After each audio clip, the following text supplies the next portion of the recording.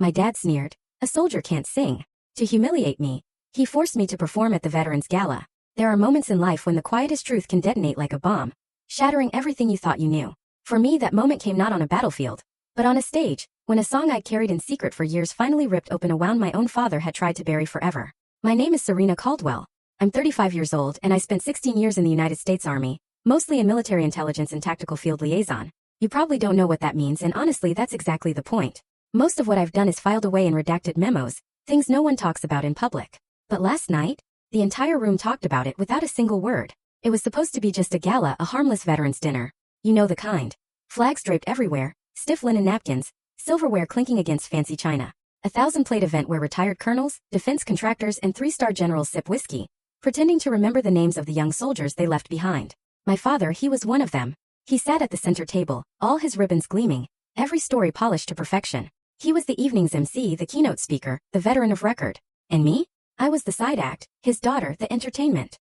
He introduced me with a smile that never quite reached his eyes. And now my daughter Serena will grace us with something heartfelt. She always had a thing for singing. Let's hope this one lands. A wave of light controlled laughter. My cue. I walked onto that stage alone.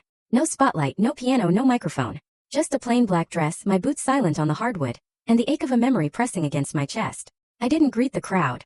I didn't even look for my father's face. I just started to sing. Asterisk, if I fall in silence, bury me in sound. If my name is missing, let the echoes be found. Asterisk, the room shifted. It was subtle at first. A clink of silverware that didn't continue. A breath held too long.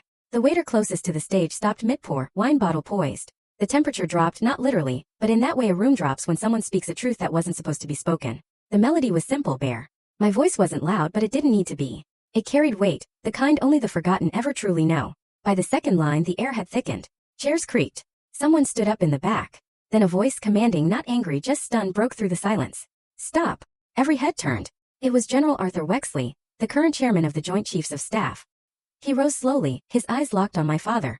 Sir, that song. It's the anthem of Ghost Team 7. The forbidden anthem. My father froze. His hands clenched on the edge of the table, color draining from his face. From the stage I saw his jaw slacken. His eyes dart around like a trapped animal. But he didn't speak. And I didn't stop singing. Because I knew exactly what that song meant. I knew what it carried. And I knew what it revealed. My father had just exposed a secret he'd spent 15 years helping to bury, by forcing me, his own daughter, to sing it as a joke. Just a few hours earlier, I stood behind the velvet curtain waiting.